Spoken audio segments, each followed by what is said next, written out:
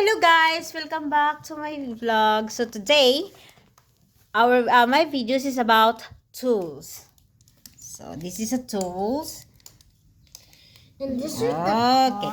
So this one is a tool series edition. So last time my video is about fruit series. Now today is about tools series. So let's find out what is this. I don't know all of this one, but so this some is of this I know, but some I didn't know. So we'll see. Okay. So here we go. So this is different kinds of tools. So there's what school is this? I don't know what school is this one. That's called I don't know in the Filipino, but in English I forgot. Yeah, I think this is a screwdriver. I think See, this is star one.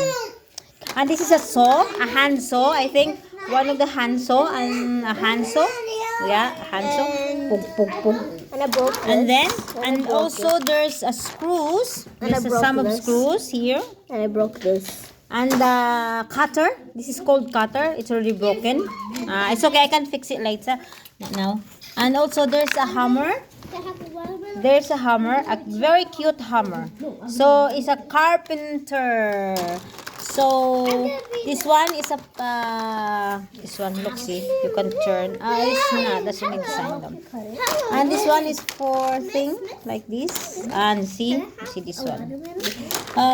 There's a lot of things that is looks like real. You can build a house. So this is a pliers, I think. This is a pliers, I think. Yeah. Leave it. So you can No, pliers. that's a wrench. Okay, it's a wrench. And this one, look, see. So this one is for the with a screw like this.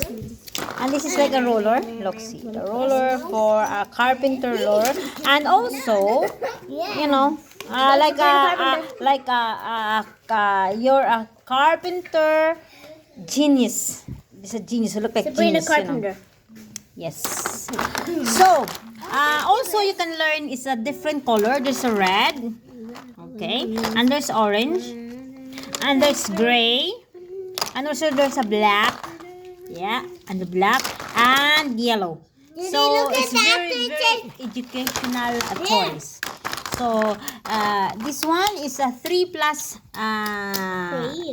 This is for 3+ ages for kids. Because you know the small piece they can eat it. So guys, thank you for watching my videos, and please don't forget to subscribe and like.